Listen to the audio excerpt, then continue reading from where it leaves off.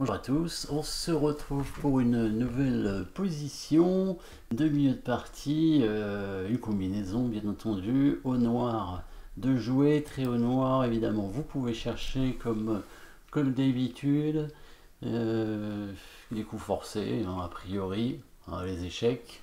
Les échecs, il y en a quelques-uns ici, combien on a? 1, 2, 3, allez, 3 échecs à notre disposition, il y en a au moins un de bon.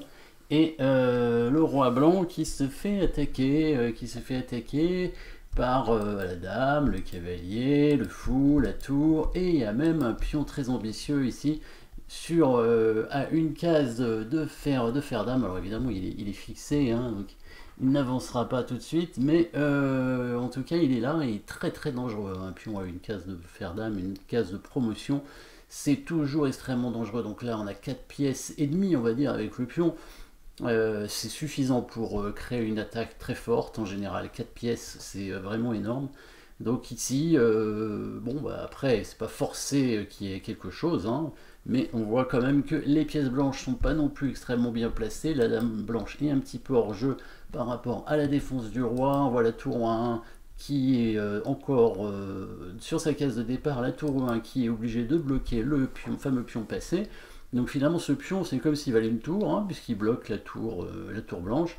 Il n'y a que le cavalier et le fou qui défendent un petit peu, alors surtout le fou en fait, hein, heureusement qu'il est là, mais c'est pas suffisant évidemment. Le cavalier lui est mal placé aussi, et d'ailleurs, bien évidemment, là vous avez eu le temps de réfléchir au coup, les noirs vont mater grâce à la fameuse attaque à la découverte, hein, l'attaque double même, avec la destruction de la défense, l'attraction du roi sur la case de la découverte du fou.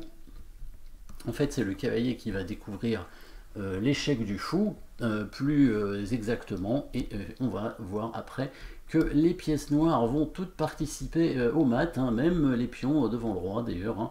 Donc premier coup, dame prend cavalier, on a bien compris, dame prend cavalier pour attirer le roi et donc le faire venir dans un piège, hein. Mais bon, de toute façon, alors c'est intéressant de remarquer d'ailleurs ce qui se passe si jamais le roi bouge. Alors si le roi vient en H1, bon là cette fois le pion passé va participer à la fête, hein, puisque on va faire échec, promotion, la tour reprend, et la dame qui finit en donnant mat.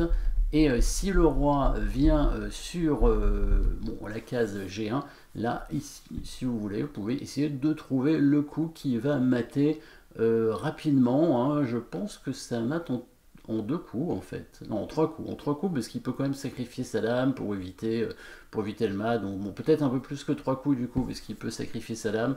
Donc, en tout cas, le meilleur coup ici, vous pouvez chercher la tour qui vient menacer mat, hein, c'est une menace de mat ici avec la case G2 qui est contrôlée donc par la dame et la tour, donc menace de mat immédiate avec dame G2, et si le fou prend la tour, bien sûr c'est mat tout de suite en prenant ce pion. Et oui, encore une fois, hein, le petit pion là, hein, qui est quand même utile pour protéger la dernière case du roi. Il agit comme une tour, hein, à peu près, hein, c'est la force d'une tour. Donc le roi qui prend la dame, du coup, est là. Donc vous avez vu la suite, probablement. Il faut quand même empêcher le roi de revenir sur sa case ici. Donc on va pas faire d'attaque d'échec double, en fait. Hein, on va faire une attaque à la découverte sans échec double, puisque le fou qui donne échec, de toute façon, ne peut pas être pris. Et il n'y a personne non plus pour couvrir, donc pas la peine de faire un échec double. On rappelle évidemment qu'avec un échec double, le roi serait obligé de bouger, hein, même si le fou est attaqué, puisque le cavalier donnerait lui-même échec. Mais dans ce cas-là, le roi il est quand même obligé de bouger en fait, hein, puisque le fou n'est ni attaqué et il n'y a pas de pièce qui peut se mettre devant. Donc on va bien mettre cavalier ici pour contrôler la dernière case du roi en retrait, donc ça oblige le roi à monter.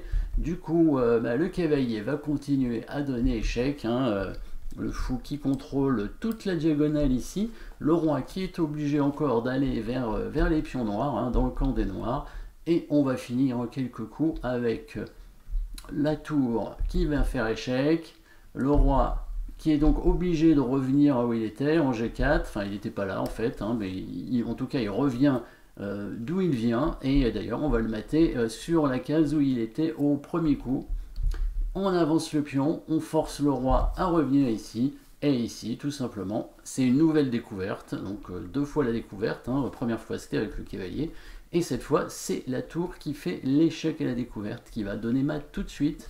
Évidemment, il faut contrôler la dernière case du roi, donc la prise du cavalier qui n'est pas protégé. On défend avec la tour, et échec et mat, ce petit sacrifice de dame ici, dans cette combinaison attraction du roi sur la diagonale du fou pour faire des attaques à la découverte. Et pour le mater, merci d'avoir suivi cette position et à très bientôt pour une nouvelle position.